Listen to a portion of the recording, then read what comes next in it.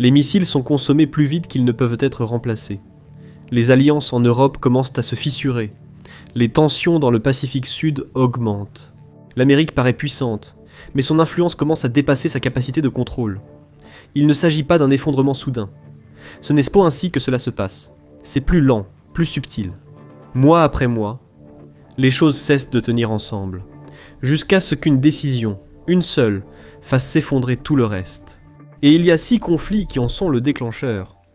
L'Amérique ne considère pas officiellement Taïwan comme un pays. À la place, il y a une loi créée en 1979, une loi qui dit que l'Amérique armera Taïwan. Une loi qui ne dit jamais que l'Amérique se battra. C'est l'ambiguïté stratégique, un langage diplomatique, ou le fait de ne pas dire ce que l'on ferait réellement. Cela a fonctionné pendant plus de 40 ans, parce que personne ne l'a mis à l'épreuve. Maintenant, cela change. À la fin de 2025, la Chine a mené de vastes exercices conjoints, simulant des blocus et des frappes de précision autour de Taïwan. Le commandement américain a averti à plusieurs reprises que les exercices deviennent impossibles à distinguer de véritables déploiements opérationnels. Des navires de guerre ont répété l'encerclement. Les forces de débarquement se sont entraînées à des opérations de pression sur les côtes. L'objectif n'était pas le spectacle, mais le timing. Les navires de la garde côtière chinoise encerclent désormais l'île de Kinmen chaque jour. Elle se trouve à moins de 2 miles de la Chine continentale. Ce n'est pas une pression symbolique, c'est une répétition. Pékin suit le manuel, en coupant les îles extérieures avant l'attaque principale. Mais l'attaque principale pourrait ne jamais prendre la forme que tout le monde attend. Washington a passé 10 ans à se préparer à un scénario de type jour J dans le détroit de Taïwan. Débarquements amphibies, barrages de missiles, un acte de guerre évident. Le genre de manœuvre qui force une réponse. Pékin a passé ces mêmes années à construire quelque chose de plus discret. Depuis 2023, Taïwan a signalé des perturbations répétées de ses infrastructures de communication sous-marine. Plusieurs gouvernements, dont les États-Unis et le Royaume-Uni, ont averti que ces câbles sous-marins représentent une vulnérabilité critique dans un conflit moderne. Les îles Matsu ont été privées d'internet pendant des semaines. Les entreprises ont été paralysées, les paiements ont été bloqués et la communication interrompue. Ce que l'on oublie souvent, c'est à quel point la coordination militaire moderne dépend de la même infrastructure civile. Il existe une redondance par satellite, mais les câbles sous-marins transportent toujours la majeure partie du trafic de données sécurisé, y compris les systèmes de règlement financier liés aux capacités de défense. Début 2025, un navire lié à la Chine s'est positionné directement au-dessus d'un câble au nord de Taipei lorsqu'il s'est rompu. En février, le navire battant pavillon togolais a jeté l'ancre dans une zone interdite à l'ancrage au large de Tainan. Il a traîné l'ancre sur le fond marin jusqu'à ce qu'un autre câble se rompe. Les autorités taïwanaises ont suivi près de 52 navires fantômes présumés opérant près des câbles de Taïwan. Les pavillons changent de pays, les transpondeurs sont désactivés. Et en janvier 2026, pour la toute première fois, un drone militaire chinois a violé l'espace aérien territorial de Taïwan. Il n'y a eu aucune déclaration de Washington, aucune sanction, et Pékin a pris note de ce silence. La Chine met désormais en place des quarantaines. Ce n'est pas un blocus, ça c'est militaire. Une quarantaine, c'est pour les agents des douanes. Et le changement stratégique ici est subtil, mais crucial. Cela décrit l'escalade comme de la bureaucratie, non comme un acte de guerre. C'est important parce que les mécanismes de réponse internationale sont conçus pour des seuils militaires, pas administratifs. Pékin annonce des règles d'inspection renforcées pour les navires accostant à Taïwan. Toutes les cargaisons doivent déposer des déclarations préalables auprès des autorités chinoises. Les navires de la garde côtière chinoise peuvent monter à bord librement. Les navires qui refusent sont refoulés. Pas de missiles et pas de déclaration. C'est simplement une multitude de frictions imposées partout à la fois. Le problème pour Washington, ce n'est pas qu'ils ne peuvent pas répondre à un blocus. C'est que Pékin ne va pas mettre en place un blocus auquel Washington puisse répondre. Et c'est là que ça devient moche. Taïwan produit plus de 60% des semi-conducteurs mondiaux et plus de 90% des puces les plus avancées, principalement grâce à TSMC. Ces pucements sont intégrés dans tout. Des systèmes avioniques, des F-35 au système de guidage de missiles, en passant par l'infrastructure cloud. Une part importante des systèmes d'armes avancés américains dépend de chaînes d'approvisionnement qui passent par Taïwan. Les systèmes de prochaine génération sur lesquels l'Amérique compte, tels que les armes hypersoniques, le ciblage par IA et les nouveaux chasseurs, dépendent tous de cette chaîne d'approvisionnement. Il ne s'agit pas seulement d'une dépendance économique, c'est aussi une dépendance militaire, et le calendrier ne devient pas plus clair. Pendant des années, Les analystes militaires craignaient une invasion en 2027 pour le centenaire de l'armée populaire de libération. Cela donnait une structure à la planification. Mais cette idée est maintenant remise en question. Les services de renseignement américains affirment désormais qu'il n'y a pas de date d'invasion fixée. Cela peut sembler positif, mais ce n'est pas le cas. Une échéance fixe permet de se préparer. Désormais, les planificateurs se demandent « Est cette année ?» Les alliés s'adaptent déjà. Le Japon a déclaré publiquement qu'une attaque contre Taïwan constituerait une menace vitale pour sa propre survie. Les Philippines ont élargi l'accès américain à leur base. Séoul, en revanche, reste plus prudent. Les responsables de la défense américaine reconnaissent que la priorité de Séoul reste la Corée du Nord et non Taïwan. Au moment où Taïwan s'embrase, Kim Jong-un ouvre un second front le long de la frontière coréenne. Tous les stratèges le savent. La véritable tension n'est pas d'ordre juridique, c'est le facteur temps. La loi sur les relations avec Taïwan a été rédigée pour un monde où l'escalade prenait des semaines. Aujourd'hui, l'escalade peut se produire en quelques heures. Alors voici la question à laquelle l'Amérique n'a pas répondu. Si Pékin agit, un cadre juridique tiendra-t-il ? Ou bien la décision sera-t-elle prise en temps réel, sous pression, avec des informations incomplètes et des conséquences mondiales ? Mais que se passe-t-il si cette action n'a jamais lieu ? Et si ce n'était pas une seule invasion, mais des milliers de petites actions ? Coupure de câbles, incursion de drones, restrictions économiques, points d'étranglement administratifs, chacune trop insignifiante pour déclencher une guerre, mais toutes contribuant lentement à priver Taïwan de sa capacité à fonctionner. Voilà le véritable scénario aujourd'hui. Pékin n'a pas besoin de gagner une guerre que l'Amérique pourrait mener. Il lui suffit d'en construire une que l'Amérique a du mal à reconnaître. L'Ukraine n'est plus une guerre que l'Amérique est en train de gagner. C'est une guerre que l'Amérique essaie de gérer. L'objectif n'a jamais été la victoire totale, mais l'endiguement. Une Russie affaiblie, une Ukraine survivante. Le plan n'a pas disparu. Il a simplement cessé de guider la politique. Début 2026, les discussions sur un cessez-le-feu ont refait surface sur plusieurs canaux. Les États européens ont exploré des garanties de sécurité. Des responsables à Paris, Londres et Washington ont tous reconnu en privé qu'un conflit gelé est désormais l'issue la plus probable. La position de la Russie n'a pas changé. Moscou n'autorisera pas la présence de troupes de l'OTAN sur le sol ukrainien. Ils veulent d'abord un accord sur les territoires. Les négociations viennent ensuite. Le coût de cette guerre n'est pas financier, il est industriel. L'Amérique a envoyé 300 000 obus d'artillerie à l'Ukraine. Les rapports du Pentagone indiquent une hausse de la production, mais elle reste en deçà du rythme de consommation en temps de guerre. L'armée veut atteindre 100 000 obus par mois d'ici la mi-2026. Cela semble impressionnant, jusqu'à ce que l'on apprenne que l'Ukraine peut en tirer autant en 2 semaines. Les intercepteurs utilisés par l'Ukraine sont nécessaires ailleurs. Taïwan, la Corée du Sud, le Golfe, l'Europe. La chaîne de production des missiles Patriot de Lockheed Martin à Camden, Arkansas, constitue un goulet d'étranglement majeur. Les dirigeants ont déclaré publiquement qu'augmenter la production prend des années, pas des mois. Chaque batterie Patriot envoyée en Ukraine cette année est une batterie Patriot qui n'est pas déployée à Guam. La chaîne d'approvisionnement ne fait pas la différence entre les théâtres d'opération. Elle se vide, tout simplement. Ce qui place l'Europe et le Pacifique dans la même crise. Ainsi, l'UE alloue plus de fonds. L'Europe se réarme. La Pologne est en tête de l'OTAN en matière de dépenses de défense en pourcentage du PIB. L'Allemagne a engagé des centaines de milliards dans la défense et les infrastructures. Le Royaume-Uni et la France augmentent leurs capacités. Cela semble bien sur le papier, mais ce n'est que du papier. En réalité, c'est de la concurrence. Tout le monde puise dans le même réservoir limité. Et Pékin observe les mêmes chiffres. L'Ukraine ne concerne pas seulement le territoire, il s'agit aussi d'envoyer un signal. Qu'est-ce qu'un engagement long, coûteux et incertain enseigne aux adversaires? Qu'est-ce qu'un règlement négocié sous pression indique sur les limites? Et alors que Washington essayait encore de conclure cet accord sur l'Ukraine, le Moyen-Orient s'embrasait déjà.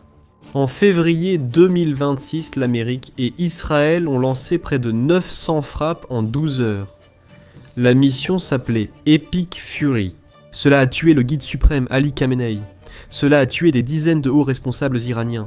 Cela a également tué environ 170 civils. Un missile a frappé une école de filles, à côté d'une base navale à Manab. Le coût des représailles, c'était ce que personne n'avait prévu. L'Iran a fermé le détroit d'Ormuz. Environ 20% du pétrole transporté dans le monde passe par ici. C'était le plus grand choc d'approvisionnement depuis 1973. Les consommateurs du monde entier ont ressenti l'impact à la pompe à essence et aux caisses des supermarchés. L'Iran a intensifié les représailles. Des drones ont frappé des sites civils dans tout le Golfe, en Arabie Saoudite, à Bahreïn, au Qatar. et cela a ramené les milices mandataires dans le jeu. Depuis 2023, les Houthis ont été affaiblis par une intense campagne de bombardements américains. Leurs usines de missiles ont été frappées, leurs dirigeants ont été tués. Le Pentagone a signalé un manque de pièces détachées. 48 heures après Epic Fury, ils étaient de retour en mer Rouge, frappant des pétroliers avec des drones que personne n'avait jamais vus auparavant. Conçus par l'Iran, assemblés à partir de composants commerciaux introduits en contrebande via Oman. Des drones qui coûtaient environ 2000 $ à fabriquer étaient abattus par des intercepteurs coûtant 2 millions de $. Les compagnies maritimes ont été contraintes de contourner le cap de Bonne-Espérance, ce qui a fait remonter les tarifs d'expédition à des niveaux atteints pendant la pandémie. Ce différentiel de coûts se creuse chaque jour.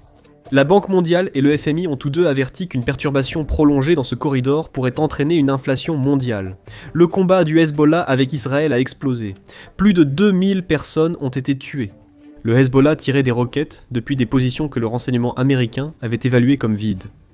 La leçon pour Washington a été brutale. Un proxy iranien n'est pas une cible statique. C'est un réseau qui se régénère tant que Téhéran continue de le financer. L'Iran peut reconstituer un proxy pour le prix de quelques camions. L'Amérique ne peut pas reconstituer une usine d'intercepteurs en moins de 7 ans. Chaque nœud fonctionne de manière semi-indépendante. Chacun peut déclencher une escalade. Aucun d'entre eux n'exige que l'Iran tire le premier coup direct. Des hauts responsables de la défense ont reconnu que le rythme opérationnel actuel a un impact sur la préparation pour d'autres théâtres, y compris l'Indo-Pacifique. Et cela, avant même que la question nucléaire ne soit soulevée. Les niveaux d'enrichissement de l'Iran se sont rapprochés des seuils de qualité militaire ces dernières années.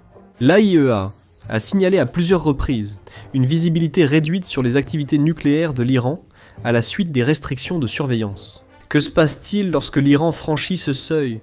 Parce qu'à ce moment-là, la région ne reste pas statique. L'Arabie Saoudite a déjà déclaré qu'elle chercherait à s'armer nucléairement. 18 mois. La Turquie dispose de la base technique. L'Égypte a la motivation. Des experts en non-prolifération préviennent qu'un Iran nucléaire pourrait déclencher la cascade de développement nucléaire la plus rapide depuis la guerre froide, et les options des États-Unis. Les options se réduisent dès que cela se produit. L'action militaire devient plus risquée, l'influence diplomatique s'affaiblit, la stabilité régionale se fragmente. La vraie question sur l'Iran n'est pas si les États-Unis peuvent le frapper, mais ce qui arrive ensuite. À quoi ressemble la dissuasion dans une région où l'escalade est décentralisée et où le seuil nucléaire est flou? Et plus importante encore, quel est le coût de rester engagé là-bas, alors que tout le reste est encore actif? Ce n'est pas nécessairement un problème distinct, mais c'est un multiplicateur qui épuise les mêmes ressources. Et puis il y a un endroit où aucun de ces garde-fous n'existe. Pas d'acteurs interposés, pas de déni possible, et aucun délai entre l'incident et l'escalade. La mer de Chine méridionale. Près d'un tiers du commerce mondial transite par ces eaux. Les livraisons d'énergie, les semi-conducteurs, les produits manufacturés, tout ce qui est lié aux chaînes de production modernes passe par ici à un moment donné. Et la Chine a passé plus d'une décennie à remodeler la carte. Îles artificielles, pistes d'atterrissage, systèmes de missiles. Il s'agit de créer une présence permanente. Les incidents évités de justesse s'accumulent. En mars 2026, une frégate chinoise s'est rapidement approchée d'un navire philippin près de l'île Tito. Le capitaine philippin a dû dévier sa trajectoire pour éviter une collision. 2 jours auparavant, une corvette chinoise a braqué son radar de tir sur une frégate philippine. En janvier, Pékin a barricadé le banc de Scarborough, revendiquant la propriété de ce que le droit international considère comme des eaux philippines. Les affrontements deviennent de plus en plus fréquents, et ils peuvent être violents. En août 2025, un navire de la marine chinoise et un patrouilleur des gardes-côtes chinois ont tenté d'éperonner un navire philippin. Les 2 navires chinois sont entrés en collision l'un avec l'autre. Au moins 3 marins sont morts. C'est à quel point ces eaux sont proches d'un conflit. Et les affrontements dont le monde n'entend pas parler sont ceux qui se produisent chaque semaine. Les navires philippins ont subi des tirs de canon à eau, endommageant leur équipement. Les navires vietnamiens et indonésiens rapportent également des harcèlements répétés. Les navires de la garde côtière chinoise servent désormais de bras armés avancés pour faire appliquer la politique. Pékin n'a pas besoin de gagner une bataille navale. Il lui suffit de faire en sorte que pêcher, forer, patrouiller ou commercer dans vos propres eaux deviennent une activité pour laquelle vous devez demander la permission. Chaque semaine où cela fonctionne, la ligne sur la carte bouge. Le contrôle ne vient pas d'une seule confrontation. Il vient du changement progressif de ce qui est considéré comme un comportement normal. L'initiative de transparence maritime asiatique du CSIS a organisé plusieurs jeux de guerre sur Taïwan et les débordements de conflits régionaux. Les scénarios changent, mais la fin reste la même. Dans presque chaque simulation, l'Amérique épuise tout son stock de missiles anti-navires, à longue portée dès la première semaine. L'équipe du CSIS a inventé un terme pour ce qui se passe ensuite. Les bacs vides. Il n'y a plus de missiles à tirer sur les navires chinois tant que l'usine n'a pas rattrapé la production. Dans la version du jeu avec Blocus, l'électricité de Taïwan tombe à 35% de la normale en 20 semaines. Plus de 100 navires marchands, envoyés pour ravitailler l'île, sont coulés. Dans la version avec Invasion, 90% des avions alliés sont détruits avant même de pouvoir décoller. Ce ne sont pas des scénarios catastrophes, ce sont les résultats moyens, les victoires. Donc la question ici n'est pas seulement l'escalade, c'est la capacité à tenir dans la durée. Un marin philippin est tué par un tir chinois. Qu'est-ce que Washington envoie vraiment? D'où? Et à quel prix? La Chine n'a pas besoin de forcer ce choix, elle doit juste le rendre inévitable. Et c'est toujours le front, où les tirs sont censés avoir lieu en mer. Le prochain ramène le combat à la maison. Séoul se trouve dans l'un des environnements stratégiques les plus compressés au monde. Environ 26 millions de personnes vivent à portée de l'artillerie nord-coréenne. Mais Pyongyang voit les choses en grand, car la Corée du Nord n'est plus seulement un problème de dissuasion régionale. L'Ukraine a tout changé. La Corée du Nord a approfondi sa coopération avec la Russie d'une manière qui accélère directement son programme d'armement. Les services de renseignement américains et sud-coréens ont confirmé à plusieurs reprises des transferts d'artillerie, de systèmes de missiles et d'assistance technique entre la Russie et la Corée du Nord. Des milliers de soldats nord-coréens ont été envoyés combattre à Koursk. Environ 1 millier d'entre eux ont été tués. En échange, la Corée du Nord a obtenu ce qu'elle voulait réellement. La technologie satellitaire, le savoir-faire russe en défense aérienne, mais surtout, une chose plus précieuse que l'argent. L'expérience du combat. Les soldats nord-coréens ont acquis des compétences importantes. Le combat avec des drones, la guerre électronique, le tir coordonné, des compétences que 20 ans d'exercice dans la zone démilitarisée ne leur ont jamais enseignées. L'armée de Kim n'est plus une simple force de garde. C'est une force avec des vétérans du combat et des instructeurs russes. Le matériel s'améliore aussi. Les missiles, auparavant testés sur des années, sont maintenant perfectionnés via des retours externes. Le changement clé concerne les systèmes à propergol solide. Les fusées à propergol solide, contrairement à celles à carburant liquide, se lancent rapidement avec peu de préparation. Cela réduit le temps d'alerte des adversaires de plusieurs heures à quelques minutes. Les récents essais nord-coréens de moteurs à propergol solide suggèrent des progrès continus vers des systèmes intercontinentaux, à lancement plus rapide. Et la portée n'est plus un problème. Pyongyang a un plan quinquennal pour une triade nucléaire. Parmi ces projets figure un premier sous-marin à propulsion nucléaire. Sa construction est déjà en cours. Rien que par sa portée, le tout nouveau Hwasong-20 fait de l'ensemble du territoire continental des États-Unis une cible. Il ne s'agit pas de la probabilité d'utilisation, mais de la certitude de disposer de cette capacité. Et la capacité modifie la dissuasion, qu'elle soit utilisée ou non. La dimension cybernétique est tout aussi importante. La Corée du Nord n'a plus besoin de système bancaire. En février 2025, un groupe de hackers nord-coréens, appelé le groupe Lazarus, a réalisé le plus grand vol de crypto-monnaies jamais enregistré. Ils ont vidé 1,5 milliard de dollars de la plateforme d'échange Bybit en un seul après-midi.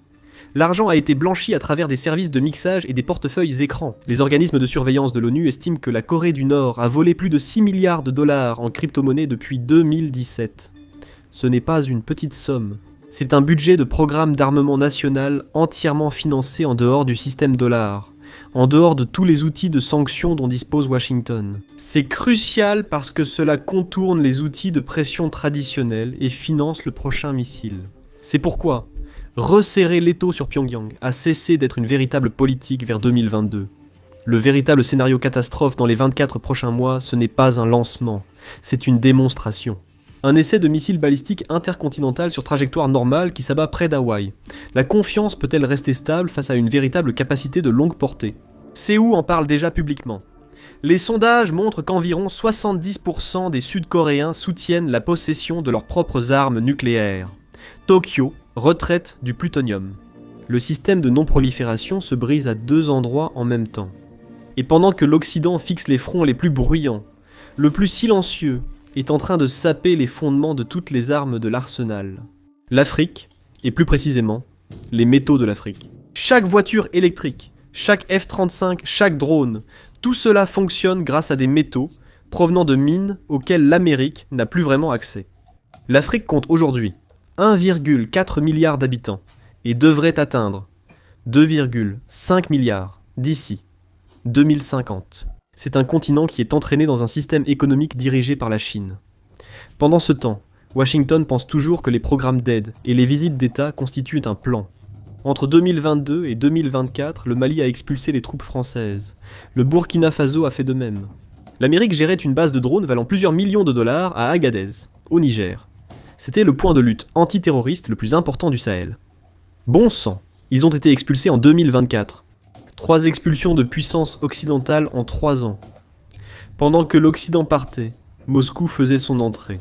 Wagner s'est officiellement retiré du Mali à la mi-2025 après l'embuscade de Tinzaouaten, survenue presque un an plus tôt, sa pire perte sur le continent. Mais Wagner n'est pas vraiment parti, il a changé de nom. Le corps africain est désormais sous le contrôle direct du ministère russe de la Défense. Les mêmes personnes, les mêmes chefs de terrain, et un nouvel insigne. Il opère au Mali, en République centrafricaine, en Libye, au Burkina Faso, au Niger et au Soudan. Des journalistes qui ont enquêté ont découvert 6 prisons secrètes gérées par Wagner à travers le Mali. Des centaines de civils y étaient détenus et torturés. Certains ont disparu. La Chine adopte une stratégie discrète et durable. Grâce à China Molybdenum et au financement d'infrastructures d'État, Pékin a pris une position dominante dans les chaînes d'approvisionnement de minéraux critiques. Une mine, Tenke Fungurum, en RDC, produit 3% du cuivre mondial et 5% de son cobalt. Ces 2 métaux permettent aux moteurs des F-35 et aux batteries de véhicules électriques de fonctionner. Pékin contrôle également l'étape de raffinage pour 19 des 20 minéraux clés dans le monde. Même lorsqu'un gouvernement africain signe un accord minier avec l'Amérique, comme l'a fait la RDC en décembre 2025, le minerai doit toujours passer par une raffinerie chinoise pour devenir utilisable. L'accord minier entre la Chine et la RDC de mars 2026 a encore renforcé ce lien. 7 milliards de dollars d'investissement chinois dans les infrastructures contre une redevance de 1,2%. Aucune offre occidentale ne s'en est approchée. En janvier 2025, la Chine a mené un exercice naval conjoint avec la Russie, l'Iran et l'Afrique du Sud au large du cap de Bonne-Espérance. Avec la mer Rouge fermée par les Houthis et la guerre en Iran, le cap est désormais la seule véritable route entre l'Asie et l'Europe. Et la Chine vient justement de faire des exercices. Sur qui le contrôle? Pendant ce temps, l'engagement des États-Unis s'est réduit. L'Africom existe toujours en tant que structure de commandement sous le Pentagone, mais sa présence opérationnelle a été réduite dans plusieurs régions suite à la fermeture de bases et au retrait dans le Sahel. La stratégie de sécurité nationale de 2026 indique que l'Amérique doit, je cite, « rester vigilante face à la résurgence de l'activité terroriste en Afrique ». Les branches sahéliennes d'Al-Qaïda et de l'État islamique se développent plus rapidement que n'importe quel autre groupe djihadiste sur Terre. Voilà à quoi ressemble une région en perdition. Et les pays que Washington considérait autrefois comme ses piliers cherchent déjà ailleurs. Le Kenya a signé un important cadre de coopération avec l'Initiative de sécurité mondiale de la Chine en 2025. C'est le même pays qui a accueilli les opérations antiterroristes américaines pendant 2 décennies. Les responsables kenyans parlent désormais ouvertement de Pékin comme du partenaire qui apporte réellement de l'argent. Lorsque le chef adjoint des forces armées kenyanes s'est rendu à Pékin en novembre 2025, l'ambassade des États-Unis à Nairobi a appris l'existence du voyage par les médias d'État chinois. La Tanzanie a signé un nouvel accord, permettant à une entreprise d'État chinoise d'exploiter leur port, situé directement sur les routes maritimes de l'océan Indien. Un port que la marine américaine s'était vue assurer qu'il resterait civil. L'Éthiopie achète désormais des systèmes de surveillance chinois. Le Sénégal, jadis partenaire démocratique exemplaire pour les États-Unis, a un nouveau président qui a fait campagne en promettant d'expulser les compagnies minières occidentales. Son premier voyage à l'étranger a été à Moscou. Chaque décision prise séparément peut être inversée, mais collectivement, ce n'est pas le cas. Washington présente le corridor de Lobito comme le seul point positif. Une ligne ferroviaire soutenue par les États-Unis, reliant la ceinture de cuivre de Zambie à l'Atlantique via l'Angola. Sur le papier, cela brise le monopole chinois sur l'acheminement du cuivre africain. En pratique, cependant, le corridor traverse 3 pays et dépend de la stabilité politique de l'Angola, ce qui n'a jamais été garanti. Et même lorsque le cuivre arrive en Angola via Lobito, il est toujours chargé sur un navire qui part vers une raffinerie chinoise. L'Afrique n'est pas un front séparé, c'est la condition de fond qui détermine la résilience sur tous les autres fronts. Parce que les minéraux alimentent la production d'armes, les chaînes d'approvisionnement soutiennent la dissuasion, et l'alignement économique favorise la liberté stratégique. Si ces facteurs changent, tout le reste se resserre.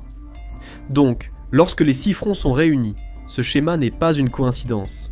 On observe une augmentation de la pression.